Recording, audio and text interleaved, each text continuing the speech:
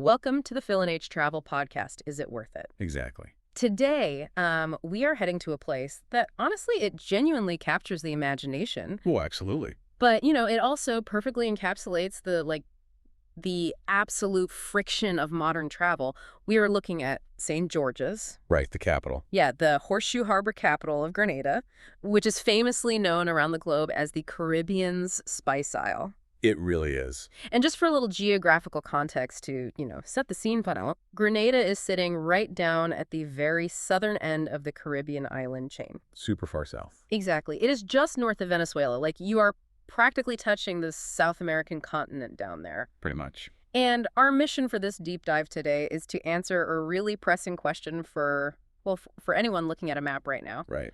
We want to know if St. George's here in the year 2026 is still that authentic, highly walkable, somewhat hidden alternative to the polished, heavily sanitized big-name Caribbean capital. Yeah, the ones everyone knows. Right. Or has the absolute surge in massive cruise traffic combined with a staggering average nightly room rate of $422. Which is wild. It is wild. Has that basically destroyed its core value proposition? I mean, it really is the defining tension of Caribbean travel right now. Totally. And our goal with this deep dive is to pierce straight through those glossy, highly saturated travel brochures. Oh, the Instagram filter. Exactly, the filters. We are here to find the economic and experiential reality on the ground in 2026. Because, a volcanic island harbor can look absolutely perfect in a drone shot on social media. Right. But the reality of a $422 average nightly rate fundamentally changes who can physically afford to go. Yeah. And critically, what you experience when you finally get there. Exactly. I feel like we are looking at a destination going through kind of an identity crisis. That's a good way to put it. Yeah. So today we are going to unpack exactly what happens when an island's infrastructure is stress tested by its sudden popularity. Yeah. We are looking at the absolute best and worst months to visit based on hard flight and weather data. The real numbers. Right. And we are going to reveal 3 specific operational logistics traps that catch almost every single first-timer off guard. Those are crucial. They really are. Plus, we are going to break down the real granular daily budgets across different types of travelers. So from the backpacker all the way to the luxury crowd. We've got you covered. We'll give you specific hotel names, tell you which supermarkets to shop at, and give you exact price points. In both U.S. and East Caribbean dollars. Yes, exactly. And if the math doesn't work out for you, we have 2 specific alternative islands to discuss. Right. Ultimately, we're building toward our final matrix, delivering a definitive yes, no, or yes with conditions verdict for every traveler profile. And we really need to start with the visual reality of St. George's.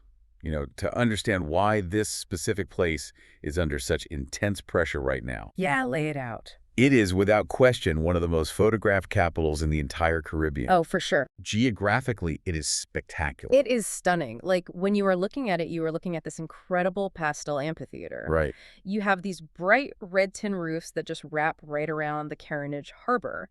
And the harbor itself is actually tucked completely inside an extinct volcanic crater. Which is so unique. It's crazy. So you have these steep, lush, green hills rising up immediately from the water's edge, and they're dotted with colonial-era Georgian warehouses. Yeah. It feels like something out of a pirate novel. It really does. But here is where the conflict really begins. The tourism numbers from 2025 are in, and they are wild. Wild is an understatement. Right. They are completely rewriting the rule book for the island. They are completely transforming the day-to-day reality of the island. Let's look at the pivotal 2025 data we pull. Okay, let's hear it. Grenada welcomed 368,983 cruise passengers last year alone. Wow. Yeah, that is a 17.5% year-on-year jump. That is massive. It is. To put that in perspective, this is one of the absolute strongest growth performances in the Southern Caribbean. Jeez. For the locals who are living and working in St. George's, this represents the biggest and most disruptive shift they have felt in over a decade. Wait, let's just pause on that number.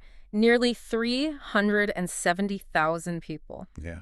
St. George's is not Miami. No, not at all. It is a historic town built on the steep rim of a volcano. The streets are incredibly narrow. Barely 2 lanes in some parts. Exactly. The sidewalks, where they even exist, are tiny. Right. When you drop that many temporary visitors into an extinct volcanic crater town, the physical footprint of those humans alone has to stretch the infrastructure to the breaking point. It stretches it beyond the breaking point on certain days, which we will definitely explore. I bet. But it is not just the cruise ships bringing people in by sea. The airlift equation, the people arriving by plane, has fundamentally changed the demographic of who is staying on the island overnight. Oh, right, the new flights. Yes.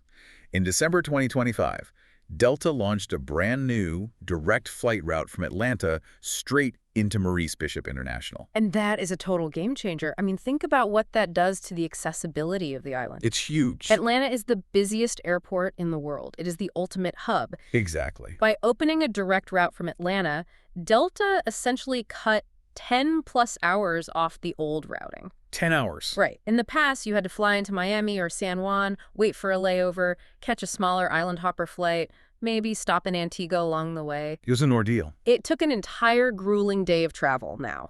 Yeah. You have a massive wave of U.S. stayover visitors who can leave Atlanta after breakfast and be sitting on a beach in Grenada with a rum punch by lunch. Exactly. It transitions the island from a hard-to-reach, long-term vacation destination into a highly accessible long weekend getaway. Wow. Yeah. And that's true for a massive portion of the American East Coast and Midwest. Right. And when accessibility increases that drastically, demand spikes and prices follow. But we also have to look at the UK market, which is incredibly vital to Grenada and represents our second biggest listener base for this deep dive. The British connection to the Caribbean is historically huge, and the flight data there is fascinating. It is. Virgin Atlantic is now flying direct from London Heathrow to Grenada. Okay. And the economics of this specific route are intense. They perfectly illustrate the volatility of modern travel pricing. So what are the numbers? Well, if you fly in the low season, you are looking at around 684 British pounds for a return ticket. Okay, that is highly competitive for a long-haul flight. It really is. Yeah. But if you try to book that exact same seat around the UK school holidays when families are, forced to travel, Oh, no. that price absolutely rockets to 2,424 pounds. Wait, what? That is nearly a 400% increase for the exact same seat on the exact same plane. Yep. So for our UK listeners, you have a very real, very highly pressurized booking decision on the table. The timing of your flight dictates everything about your budget. Everything. Which brings us back to the primary tension of this entire deep dive, the price tag.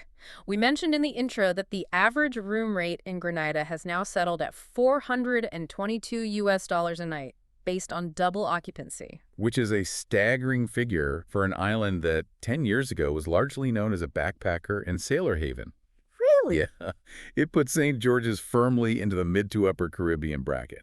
It's directly competing with the luxury markets of places like Barbados or St. Lucia. It feels a bit like when your favorite gritty underground indie band suddenly has a massive hit on TikTok. Oh, right. And now they're playing massive stadium tours. You are happy for their financial success, of course, but the stadium infrastructure was built for a completely different kind of crowd. Exactly. The indie venue charm is lost in a sea of corporate VIP sections, the winding roads, the small family-run restaurants, the laid-back vibe of Grenada. It was all built for a much quieter island. Yes, a totally different scale. And these 2026 crowds, both from the air and from the sea, are intensely stress testing it.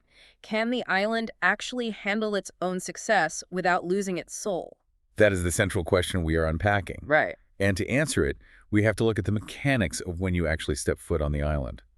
The context of the weather and the crowds ultimately dictate the value of that $422 room. Makes sense. If you pay $422 to stand in the rain with 5,000 cruise passengers, the value is zero. Less than zero. Exactly. Let's establish the baseline weather patterns first. Grenada operates on a fairly standard Caribbean cycle. Okay. You have a dry season running from January to May and a wet season running from June to December. The absolute peak tourist window, where demand is highest and the weather is supposedly perfect, runs from mid-December through to mid-April. Right, and the flight pricing economics from the airline's yield management algorithms track perfectly with that weather pattern. They absolutely do. If you are flying from the U.S., we pulled the exact data on when to fly to find the value. February is actually the cheapest month for a one-way ticket from the U.S., coming in at an average of $513 US. Okay. But if you look at August or April, Those are the most expensive months to fly one way. You are looking at $822 in August and $788 in April. The August spike is largely driven by summer vacation demand and expatriates returning home before the school year, Makes sense. while April is driven by Easter and spring break traffic. Right. If we look at round-trip economics, which most of you are booking, September actually delivers the best overall value, averaging $450 round trip. Yeah, that's not bad. It isn't. However, if you are strictly looking at the absolute lowest base fare, Skyscanner data flags June as the absolute cheapest month, with round-trip flights dropping as low as $358. Okay, hold on. I see the $358 price tag for June, and that looks incredibly tempting. Right. But you just told me the wet season starts in June. I did. So I'm guessing the absolute cheapest flight does not equal the best experience here. Precisely. You are paying $358 for a high probability of tropical downpours and thick humidity. Yikes. The airlines drop the prices in June because demand plummets as the rains begin. This is why we have to connect the data to the bigger picture of the on-the-ground experience. So if June is a washout and February is crowded, what does this all mean for someone trying to plan a trip right now? Where is the actual sweet spot where you aren't overpaying, but you also aren't getting drenched? The ultimate window, the absolute sweet spot where weather, crowds, and pricing perfectly align, is late April to early June. Okay, late April to early June. Let me explain exactly why from a logistical standpoint. Please do. During this specific window, the weather is still largely behaving. It is dry enough. And crucially, the sea has had months to warm up to a beautiful bathwater temperature. Oh, nice. More importantly, the massive winter cruise ships are thinning out. Thank goodness. Right. The cruise lines reposition their megaships back across the Atlantic to the Mediterranean or up to Alaska for the summer season. The harbor suddenly breathes again. That is a relief. And, most importantly for your wallet, this late April to early June window is when the Stay 7 Pay for 6 promotion actively kicks in. Oh, I love an architectural pricing hack. Explain the Stay 7 Pay for 6 promotion, because this seems like the only way to combat that $422 average room rate. It is an island-wide initiative driven by the local hotel association to keep occupancy rates up during the shoulder season. Yeah, smart. You can find this running at several key participating hotels during that late April to early June window. Places like the True Blue Bay Boutique Resort, the ultra-luxury Silversands, and Petite Anse up in the north all participate. Okay. You literally get a free night of accommodation just by shifting your vacation by a few weeks into that shoulder season. It brings your effective nightly rate down by nearly 15%. That is massive. But what if you are locked into the peak season? What if you are a teacher or you have kids and you absolutely must travel during that January to March window to escape the North American day? If you are locked into the January to March peak, we have a major, unavoidable crowd avoidance warning for you. All right. What is it? You need to avoid St. George's itself, meaning the capital town, and the Carenage on Tuesdays and Wednesdays. Wait, specifically Tuesdays and Wednesdays, why those days? Those are the designated cruise peak days in the port schedules. It has to do with the sailing itineraries out of Miami and San Juan. By the time a ship sailing out of Florida reaches the Southern Caribbean, it is usually a Tuesday or a Wednesday. That makes perfect sense, unfortunately. If you go into the Carenage on those days between January and March, you will be physically fighting shoulder-to-shoulder crowds. That is where you truly feel the reality of that 17.5% surge in cruise traffic. The infrastructure cannot hold them. So you have 3 megaships, each carrying maybe 4,000 people, plus crew. You are dumping 10 to 12,000 people onto tiny colonial sidewalks that were built in the 1700s. It just completely shatters the postcard experience you paid that $422 room rate for. It really does. You aren't getting a quaint Caribbean stroll. You are getting a theme park queue. Exactly. And just to touch on one more critical weather factor, since we mentioned the wet season earlier, we have to discuss the hurricane risk. Of course. The peak of hurricane season in the Greater Caribbean is generally August through October.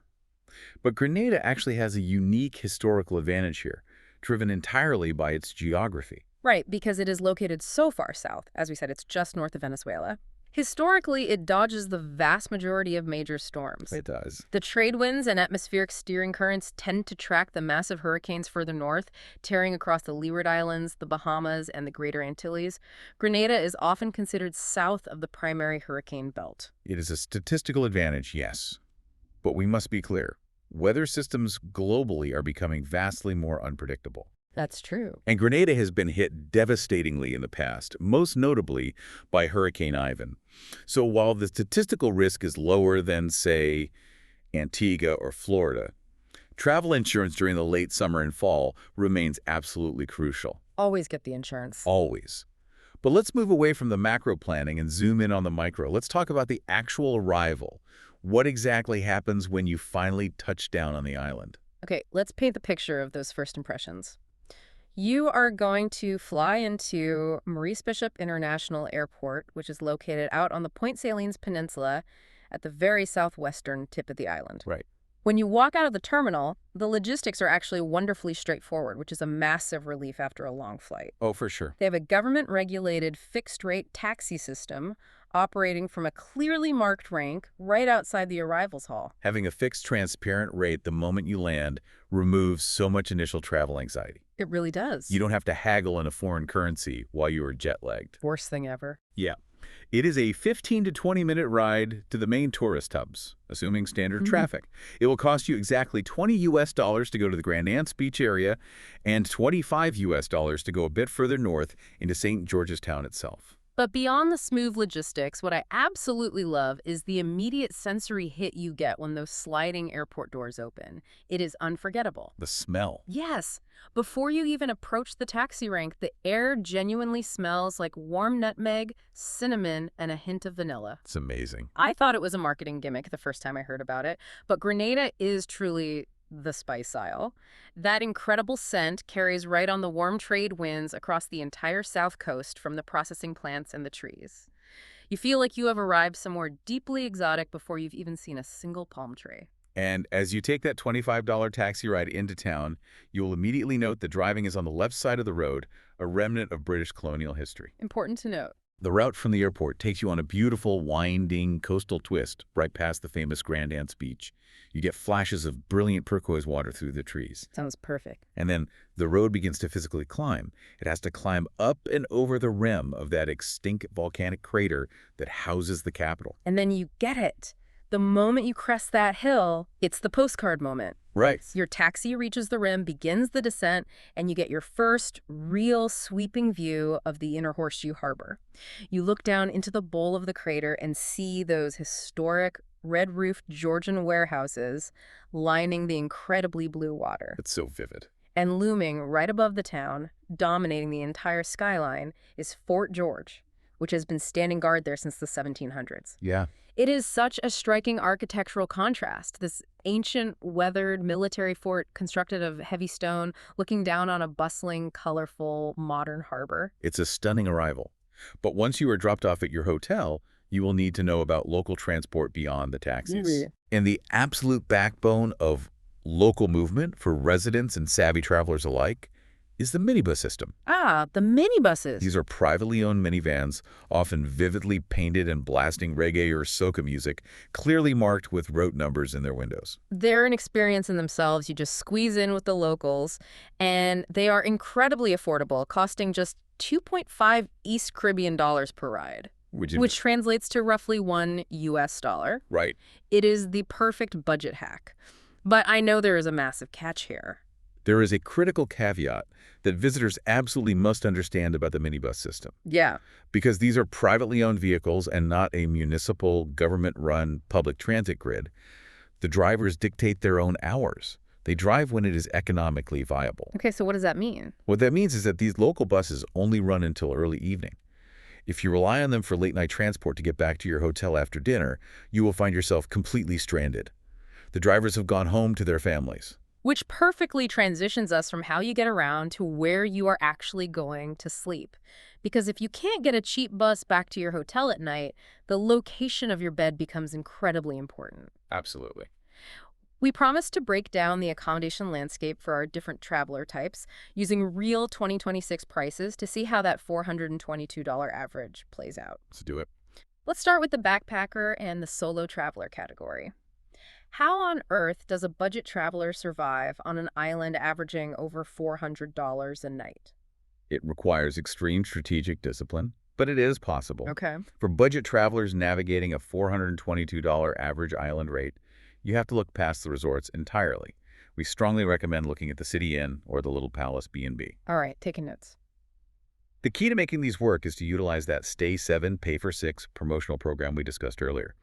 If you book during that shoulder season window, you could secure a room at these properties for between 70 and 95 US dollars a night, which generally includes a basic breakfast. Okay, $70 to $95 a night is actually incredibly reasonable. It is. But what about the location? Because if I'm saving money on the room but spending $50 a day on taxis because the buses stopped running, the math falls apart. That is exactly why we chose those two specific properties. Yeah. Crucially, the City Inn and Little Palace B&B are completely walkable to the Carenage and the center of St. George's. Oh, perfect. You are solving the transport problem by removing the need for transport entirely.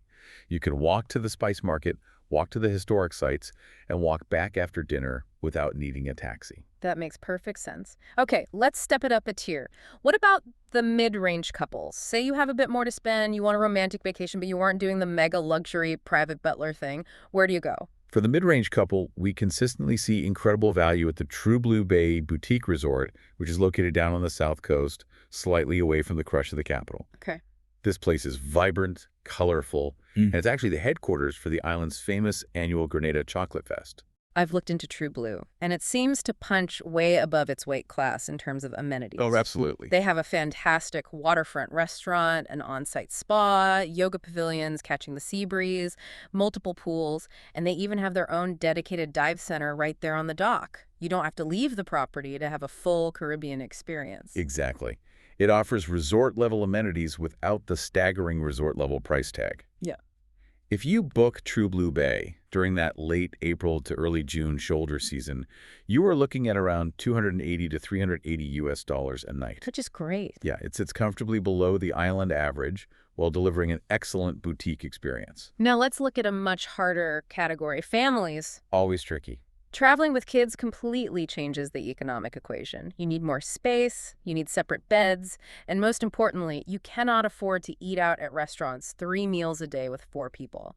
That will bankrupt you on this island. Space and food storage are the absolute economic drivers for family travel here. Families should bypass standard hotel rooms and specifically target the 473 Grenada Boutique Resort or the Bay House. Okay. Both of these properties are on the participating list for the seasonal promotional rates. But more importantly, they offer apartment-style rooms with full, functional kitchen access. A kitchen is essential. Having a kitchen is vital for family budgets in Grenada. You are looking at a price point of roughly $320 to $450 US dollars a night for these family-sized setups. And finally, we have to look at the luxury tier. Because we keep talking about this $422 average, but if backpackers are paying $70 and couples are paying $300, something has to be pulling that mathematical average way, way up. The luxury tier is what is skewing the data. It has to be. If you want to see what is pulling the island average up, you look at places like Silversands, Grenada, which is a massive, stunning modernist property right on Grand Anse Beach. Okay. Or the Mount Cinnamon Resort tucked into the hills nearby. The rates here are staggering. What are we talking? You are expected to pay between $750 and $1,400 US dollars a night for an entry-level room during the high season. Goodness. When you have properties commanding $1,400 a night, you can easily see how it drastically alters the mathematical average of the whole island. It creates a statistical illusion. If you just Google average hotel price Grenada, you see $422 and you immediately think the entire island is unaffordable. Exactly. But as we've just seen with the $70 B&Bs and the $300 boutique resorts, that simply isn't true. The luxury mega resorts are just dragging the bell curve entirely to the right. It is a classic data trap. But regardless of which tier you choose, you have to know the booking timelines to secure the lower rates. That's true. If you want to travel during the peak December to March window, you must book your accommodation at least 10 weeks out. The inventory simply vanishes as the North American winter sets in. Wow, 10 weeks. However, if you are targeting May, June, or September, when the airlift softens and demand drops, booking 3 to 4 weeks out is perfectly sufficient. Okay, so you have secured your room, you understand the booking timeline. Now, you need to eat. Yes, food. And if you are going to survive financially, you need to understand the economics of food on an island. If you listen to our family recommendation and booked a place with a kitchen, here is your supermarket survival guide. This is critical. The two main grocery hubs you need to know are Foodland, which is right near the Carenage in St. George's Town, and the much larger IGA Real Value Supermarket, which is located inside the Spiceland Mall down in the Grand Anse area. Right. That IGA is where the vast majority of self-caterers and expats go to stock up. But when you walk down the brightly lit aisles of that IGA, you're going to encounter the harsh, unavoidable reality of what we call the island import tax. Yes, I want you to explain this because I think a lot of people get massive sticker shock when they go grocery shopping in the Caribbean. Make the math make sense. Why is a box of cornflakes suddenly a luxury item? You have to think of an island like a spaceship. A spaceship. Yes, it is a closed economic system surrounded by water. Everything that isn't physically grown or manufactured on that rock has to be imported. Okay. If we look at local agriculturally produced staples, the prices are very reasonable. A liter of locally sourced milk is about $3.50 US dollars. A loaf of bakery bread is $3 US dollars. That's totally normal. Local bananas grown right in the volcanic soil are incredibly cheap, coming in at under $1 US dollar a pound. Okay, that sounds like normal, even cheap grocery shopping. But then I walk over to the cereal aisle. A standard box of imported American or British cereal is going to cost between $7 and $9 US dollars. A jar of imported peanut butter might be $10. Because everything non-agriculture, everything in a cardboard box, a plastic wrapper, or a tin can that isn't made in Grenada has to arrive by a massive cargo ship from Miami, or perhaps Trinidad. Right. When you buy that $9 box of cereal, you aren't just paying for the cornflakes. What am I paying for? You are paying for the marine diesel fuel to run the cargo ship. You are paying for the refrigerated container to keep the chocolate from melting. You are paying the dock workers, the import duties, and the trucking fees to get it to the IGA. You are essentially paying for the physical freight space of that box across the ocean. The spaceship analogy is perfect. Every ounce of extra cargo costs fuel. Which is why adapting to local ingredients is not just a fun, authentic cultural experience. It is an absolute economic necessity if you don't want to blow your budget on imported snacks. Exactly. And the absolute best place to dive into the local agricultural economy is the St. George's Spice Market. It is the cultural heart of the town. Oh, I'm sure. The market is located squarely at the corner of Yonge and Granby Streets. It operates primarily on Friday and Saturday mornings, and it wraps up by noon, so you really have to get there early when the vendors are setting up and the produce is fresh. It is an absolute must-do, both for the sensory experience and the savings. You walk in, and you are surrounded by vendors sitting behind massive mounds of fresh spices. You can buy a whole nutmeg, mace, raw cinnamon bark that looks like actual tree wood, bitter cocoa nibs, and huge, spiky, green soursop fruits. And here's the real economic hack for travelers. The prices at the spice market are roughly a third of what you will pay if you buy those cute little pre-packaged ribbon-tied spice bags in your hotel gift shop. Oh, 100%. Skip the luxury gift shop, take a $1 minibus to the market, and buy straight from the source. And while we are discussing spices, we should explain exactly what you were looking at, particularly with nutmeg, as it is central to Grenada's identity. Yeah, let's talk about that. Many people don't realize what mace actually is. I certainly didn't at first. When you see the nutmeg fruit, it looks a bit like a small yellow peach. Inside that fruit is the nutmeg seed, but wrapping around that hard brown seed is a bright red, lacy web-like covering. That red aril is mace. That's so interesting. They carefully peel it off and dry it. Nutmeg is so vital to the island's history and economy that they actually put a clove of nutmeg directly on the national flag of Grenada. I love that detail. It really shows how deeply agricultural history is woven into the island's modern identity. Yeah. Now, regarding restaurant realities, not everyone wants to cook in their apartment. If you want to eat out affordably, what is the strategy? You look for the local roti shops. Roti, nice. A roti is essentially a Caribbean wrap. A thin flatbread filled with curry potatoes, chickpeas, and usually chicken, beef, or fish. It is incredibly filling, deeply authentic, and very cheap. How cheap? A heavy roti will cost you between $5 and $8 US dollars, and it will keep you full for hours. That's great. But if you want a sit-down meal, you absolutely must try the national dish, which is called Oil Down. Oh, Oil Down is incredible. But the name is a bit intimidating for first-timers. It sounds heavy, and it is. It definitely is. It's this rich, amazing one-pot stew with a fascinating history. It was originally created as a heavy caloric meal for plantation workers. It's made with breadfruit, salted meat, dumplings, taro leaves, and it's all simmered very slowly in fresh coconut milk until the milk reduces and the coconut oil is literally cooked down to the bottom of the pot. Hence the name. That's exactly it. If you go to a place like BB's Crabback, which is a fantastic, colorful restaurant right on the Carenage overlooking the water, a massive steaming plate of Oil Down is only going to cost you between 10 and 14 US dollars. It is a phenomenal value for a true cultural experience. Yes. But if you want a more standard, mid-range tourist dinner, say, sitting at a table on the South Coast, ordering a plate of fresh local mahi-mahi or snapper paired with a cold Carib beer, you should budget around 25 to 35 US dollars per person at a standard restaurant. Okay, that's fairly standard. But before you step into BB's Crabback or any restaurant, or even approach a vendor in the spice market, we must discuss a non-negotiable rule of cultural etiquette. Yes, this is so important, and it is where so many hurried tourists get it wrong. In Grenada, there is a very strict, deeply ingrained greeting protocol. Extremely strict. You must always, and I mean always, say good morning, good afternoon, or good evening before you ask a question or start a transaction. Right. You do not just walk up to a counter, slap down a $5 bill, and say, I'll take a coffee. You walk up, make eye contact, say, good morning, how are you today? Wait for their response, and then you order. It is a sign of basic human respect. It's not just a polite suggestion. It's a hard cultural rule based on recognizing someone's humanity before engaging in commerce. Exactly. If you bypass that greeting and jump straight to your demand, you are immediately signaling disrespect, and your interactions will absolutely reflect that. Yep. You will get terrible service, and you will deserve it. A few other quick notes on etiquette. Standard tipping in restaurants is 10%, but always check your bill first, as a service charge is often already included, and you don't need to double tip. Good to know. And finally, a rule about attire.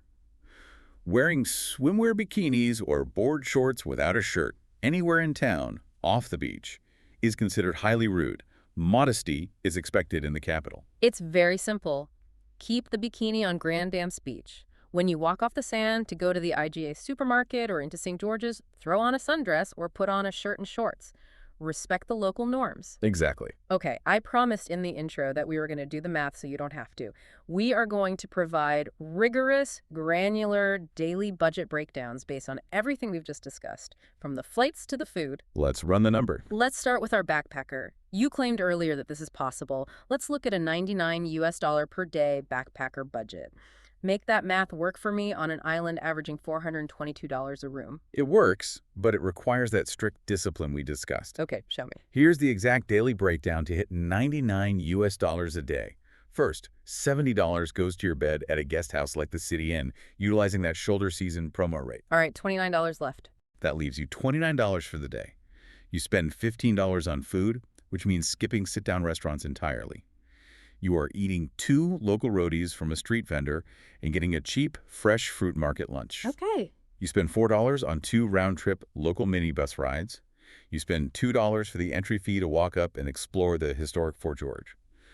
And you spend your final $8 buying 2 freezing cold Cura beers from a local cooler vendor to drink on the wall at sunset. Total, 99 US dollars a day. Okay, that is tight, but it sounds like a genuinely great, authentic day. You aren't suffering, you're just living locally. Exactly. Let's look at the mid-range couple. We are budgeting this at 275 US dollars per person per day. How does a couple spend $550 together in a day? Here is how that mid-range day plays out. First, you split that $320 True Blue Bay boutique room, so that accounts for $160 per person right away. Right. Your breakfast is included at the hotel, so that costs $0. In the morning, you take a shared taxi up into the mountains to hike the Granditang rainforest. The taxi is $30 total, so $15 a person. Sounds nice. You come back and grab a casual $18 lunch near the beach. In the afternoon, you pay $35 for an immersive guided spice plantation tour. Right. And you end the day sitting down for a really nice $40 dinner of fresh fish and cocktails. That lands you right at $275 per person for a really full, beautiful, comfortable day. Now for the family of four. We calculate the family survival budget at roughly 190 US dollars per person per day. Let's hear it. Here's the math.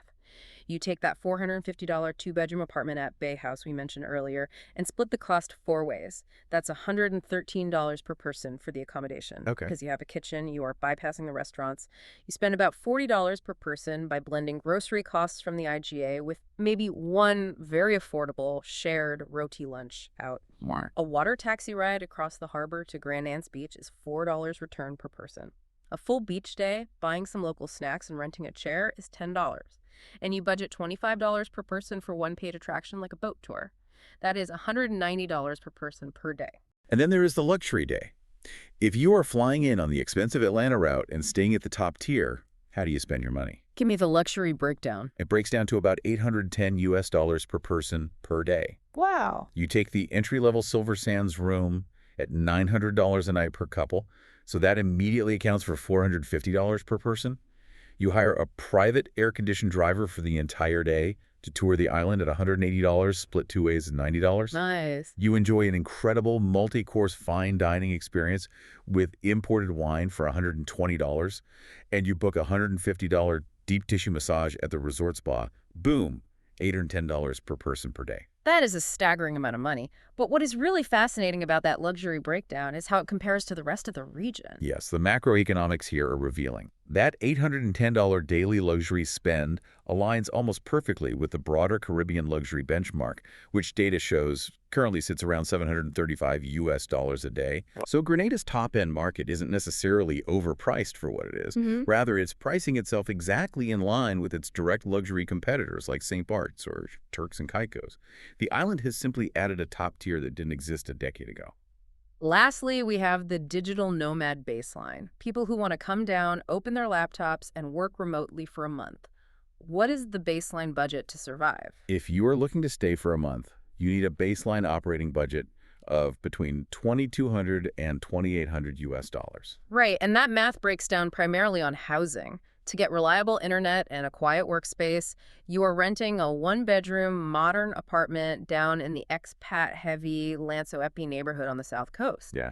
That will run you roughly $1,400 to $2,000 a month in rent alone. Your groceries, because you are living there and dealing daily with that spaceship import tax we talked about, will be about $450 a month. It adds up. It does. Yeah. You need to budget $150 for co-working spaces or buying endless coffees at cafes with strong Wi-Fi, and about $200 for local transport. It adds up very fast. Moving from the purely financial budgets to the operational hazards on the ground, we have synthesized all of our source material, travel reports, and local data to identify 3 exact, specific logistics traps that consistently catch first-timers off guard.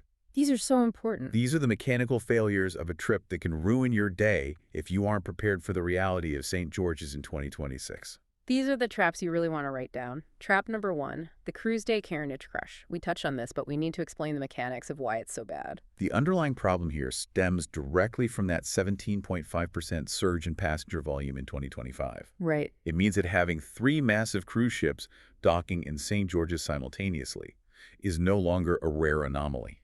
It is a common weekly occurrence during the high season. Which is crazy. When that happens, the physical infrastructure of the count fails.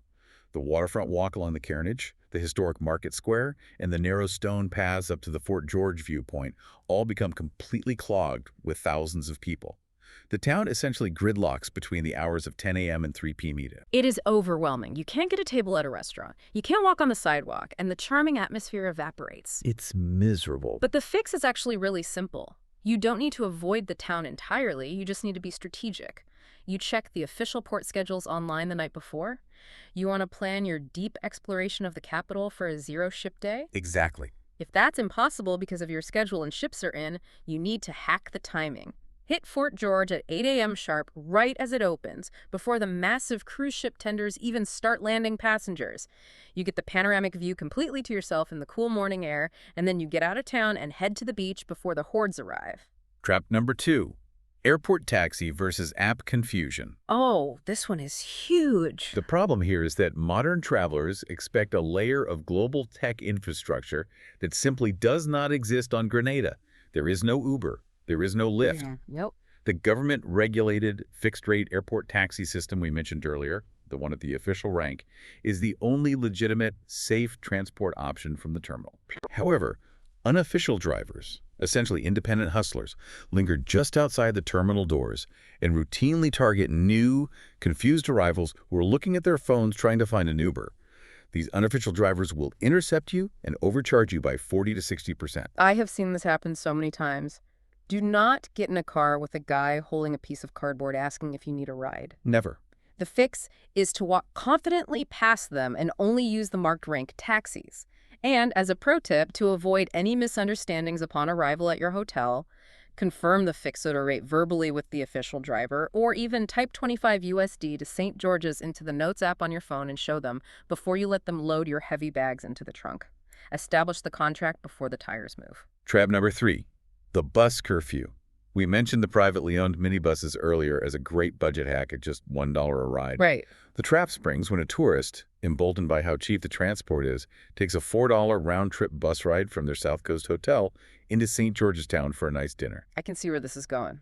They eat, they have some drinks, and then they walk out to the bus stop at 9:30 p.m. only to realize the streets are empty and they have absolutely no way back. Yeah. That incredibly cheap $4 fare suddenly becomes a forced, desperate 20 to 30 US dollar private taxi ride back to Grand Anse in the dark. Which totally blows up your carefully planned $99 backpacker budget. Completely. The fix here is proactive planning. If you are relying on the minibuses, you either need to eat very early and finish dinner by 7 p.m. to catch the last driver heading home, or you need to explicitly build that $30 evening taxi ride into your daily financial spreadsheet so you aren't shocked and angry when you have to pay it. Never, ever assume there is a municipal night bus waiting to rescue you. Understanding these logistical limitations naturally leads us into a broader discussion about safety, solo travel, and general comfort on the island. Yeah, let's talk about safety. When you are looking at a map and you see how close Grenada is to South America, people often have safety questions. Let's establish the reality of the safety hierarchy. Grenada is widely and correctly recognized as one of the safer islands in the entire Caribbean region. But it is not a utopian bubble without risk. Right. You still have to use your brain. Exactly. The reality of the risk hierarchy looks like this. Number 1, by a very wide margin, is the petty theft of unattended beach bags. Super common everywhere. If you go to Grand Anse, put your expensive digital camera and your iPhone on your towel, and then turn your back to swim in the ocean for 20 minutes, there is a very high probability that your bag will disappear. It is a crime of pure opportunistic convenience. Yeah. Number 2 on the risk hierarchy is opportunistic street approaches in St. George's Town after 9 p.m. Once the shops close and the town empties out, walking alone on the steep, poorly lit back streets above the Carenage is simply not recommended. But it is so important to emphasize that violent crime directed against tourists is exceptionally rare here. This isn't a place where you need to be terrified of armed robbery walking down the main street in broad daylight. You just need basic, common-sense city smarts. Precisely. Don't flash expensive jewelry, lock your doors, and don't walk down dark alleys alone at midnight. And speaking of feeling secure, let's talk about solo female travel, because Grenada is actually a very workable, welcoming destination for women traveling alone. It is, provided you choose the right base camp. Yeah. If you are a solo female traveler, we highly recommend prioritizing properties like True Blue Bay or Mount Cinnamon. Why those specifically? These specific resorts have very strong reputations for solo comfort and security, because they have robust, high-quality on-site dining and entertainment. Oh, that makes sense. If you are exhausted from a day of diving and you don't feel like navigating a dark taxi ride to a restaurant, you don't have to wander out at night. You can have a world-class meal right on the property. Very convenient. Furthermore, they offer organized, supervised group activities like yoga retreats or dive trips, where you can easily and safely meet other travelers in a highly secure setting. And for family comfort, we need to detail exactly why the South Coast works so perfectly, because the geography of the island dictates where kids will be safest. Right, the water conditions. Exactly. The Atlantic side of the island has rough, dangerous surf. But the Caribbean side, specifically Grand Anse Beach on the South Coast, is the absolute crown jewel for families. The water there is remarkably calm, it is shallow for a long way out, and the main stretch of the beach is actively lifeguarded, which provides immense, priceless peace of mind for parents who want to relax on the sand while their kids splash in the water. Furthermore, Grand Anse is incredibly accessible without dealing with road traffic. You can take a local water taxi directly from the Carenage in St. George's straight across the bay to Grand Anse. It is a beautiful, breezy 10-minute boat ride, and it costs only $4 each way. A $4 boat ride skimming across the turquoise water instead of sitting in a hot, gridlocked taxi on a narrow road. Yes, please, that's not just transport. That's an attraction in itself. Now, we have to touch on a less glamorous but vital topic. Health and medical infrastructure. The St. George's General Hospital is the primary facility on the island. For basic, routine medical issues, say you need stitches from a coral cut or you have a minor gastrointestinal illness, they handle it perfectly fine. The doctors are capable. Okay, that's it. But if you suffer a severe, complex medical emergency, say a major cardiac event, a stroke, or a severe trauma accident requiring specialized surgery, the island simply does not have the advanced tertiary medical infrastructure to handle it. That is scary. In those scenarios, you're looking at a mandatory emergency medical evacuation flight to a larger facility in either Barbados or Miami. And those medevac flights can cost tens of thousands of dollars out of pocket. Because of this stark reality, comprehensive travel insurance with a specific high-limit medical evacuation clause is absolutely non-negotiable. Do not go to Grenada or, frankly, any small Caribbean island without it. And a quick practical note on the water infrastructure, which ties into health. Yeah. The municipal tap water on the heavily touristed South Coast is generally chemically treated and is technically legally drinkable. A lot. However, the standard practical advice for short-term visitors whose stomach microbiomes are completely unaccustomed to the local flora and fauna in the water supply is to strictly stick to bottled water. The goal is to avoid any minor, day-ruining gastrointestinal issues disrupting a short, expensive vacation. Exactly. Don't risk losing 3 days of your trip to a stomach bug just to save $2 on a bottle of water. Yeah. Okay, I want to pivot here. We have thrown a massive amount of economic data, logistical warnings, and health advice at you. Let's get to the heart of the experience. What are the genuine Instagram versus reality takeaways? The highs and lows. Right. What are the absolute best, most transcendent moments you can have on the island? And what are the honest, gritty disappointments you might face?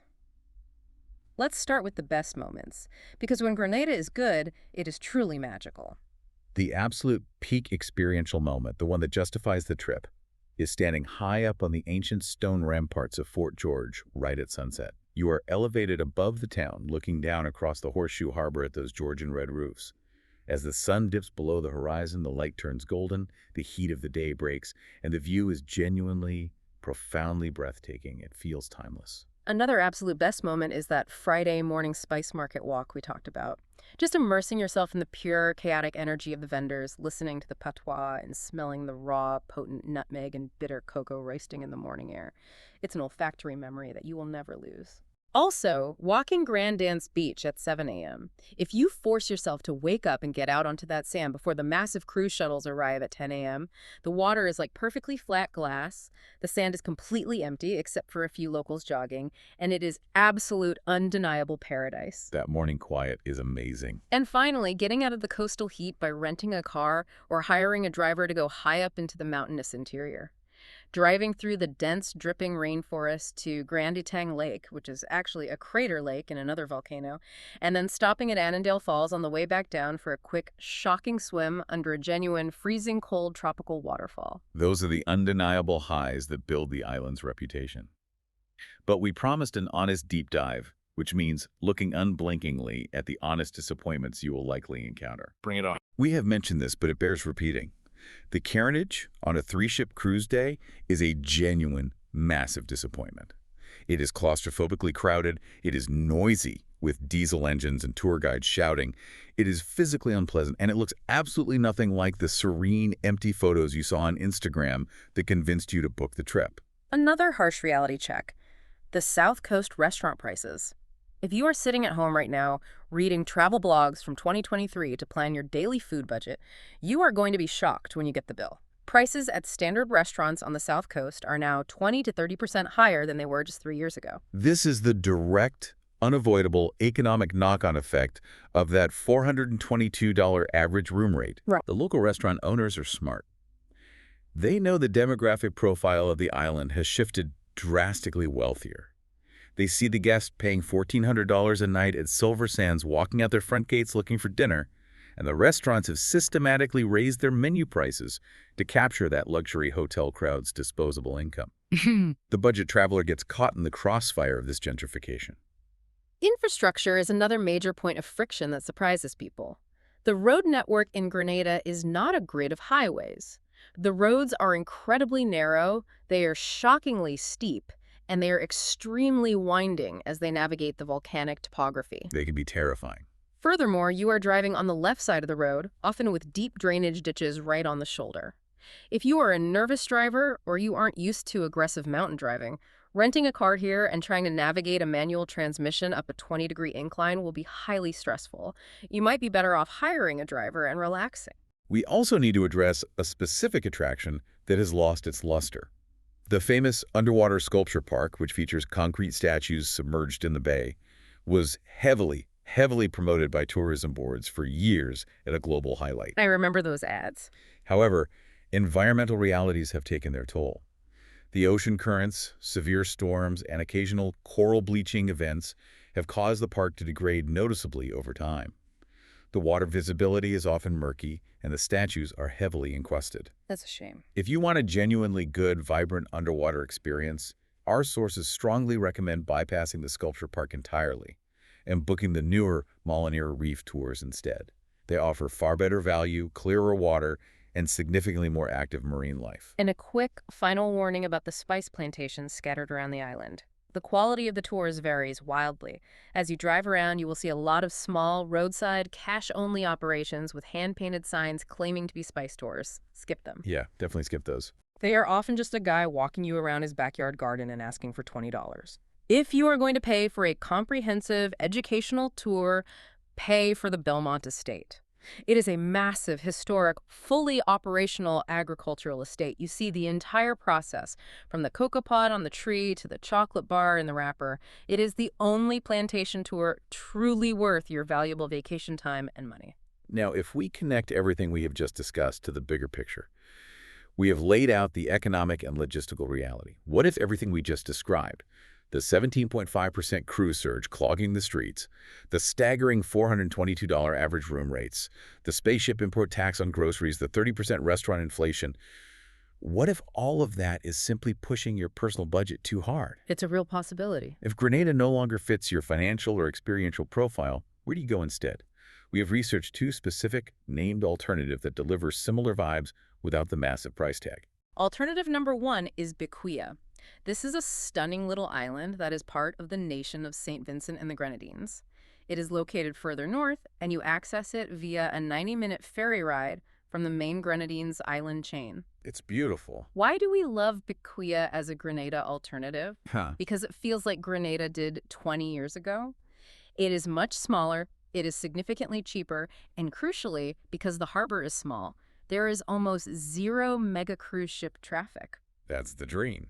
You can still find gorgeous little locally owned guest houses right near the water for between $80 and $140 a night, and you still get that incredible, spicy Caribbean Creole food culture that you'd find in Grenada, just without having to share the beach with 5,000 day trippers. The second alternative is Dominica, which is widely known as the Nature Isle of the Caribbean.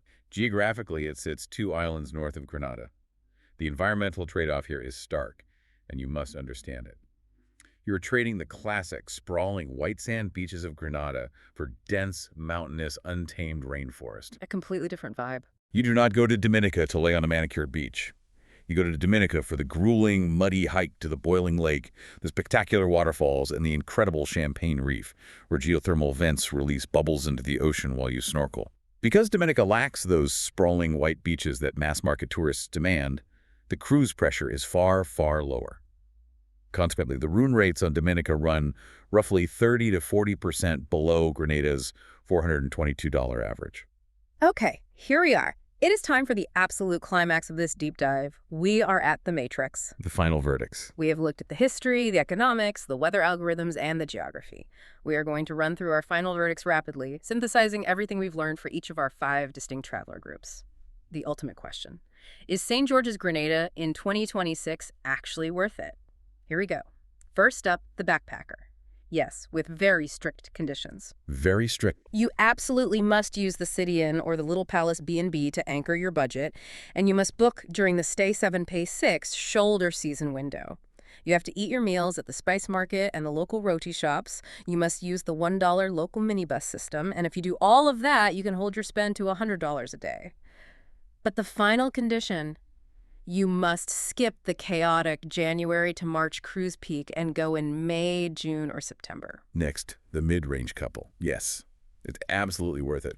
True Blue Bay, when booked in the shoulder season at around $300 a night, is genuinely excellent value for a vibrant Caribbean boutique experience, especially when you factor in the on-site Chocolate Fest events and the immediate dive center access. And the conditions. Your specific condition for a successful trip is that you must plan ahead and book your room at least 10 weeks out to secure that rate, and you must avoid going into St. George's Town on the heavy cruise ship Tuesdays and Wednesdays. The family of four, yes, with significant conditions. The South Coast apartments like 473 Grenada and Bay House work perfectly, especially when paired with Grand Anse's calm, life-guarded water. But you have to be mentally prepared for the reality of the math before you book the flights. A $190 per person daily run rate means a one-week vacation for a family of four lands near $5,400, and that is just for the ground costs before you even buy plane tickets. The ironclad condition here is that you must self-cater and cook your own meals using groceries from the IGA Real Value supermarket to control your family food bill. The luxury traveler, yes. Unconditionally, yes. Properties like Silversands and Mount Cinnamon now sit securely in the exact same elite bracket as the top resorts in St. Lucia and Barbados, commanding $735 to $900 a day. It's always worth it. But what makes Grenada worth it for the luxury tier is the lack of sprawling, mass-market, all-inclusive mega resorts on the island. That means the exclusivity you are paying for still feels very real and highly protected here. This tier is where the modern iteration of Grenada genuinely delivers on its promises. And finally, the digital nomad. No, honestly, it is a hard no. Despite the beauty, the infrastructure simply isn't there yet to support remote work seamlessly. Dedicated co-working spaces are incredibly thin on the ground, random municipal power cuts still happen, and you are looking at a brutal $2,500 monthly minimum just to survive there, all without the legal protection of a dedicated digital nomad visa. It's just not ready. You are much, much better off looking at established, highly wired nomad hubs like Mexico City, Lisbon, or Medellin. Our ultimate advice for the remote worker: take time off. Come to Grenada for a glorious 2-week vacation. Unplug entirely, but do not try to live and work here for 3 months. It will be too frustrating. Looking at all of these verdicts together, it raises a profoundly important question, and it is a broader economic thought we want to leave you with today as you plan your travels. Yeah. If an average room rate of $422 a night and a heavy structural reliance on massive cruise ship traffic are the new unshakable normal in Grenada, is the entire Caribbean economic model permanently shifting beneath our feet? It really makes you wonder. Are we watching a real-time transition from a high-volume, accessible tourism model to a strictly high-dollar value model? And if that is the case, is the authentic, independent budget traveler effectively becoming an extinct species in this region? If this gave you the honest verdict you needed, follow the show. New episodes drop every day. That is the honest verdict from Phil and H.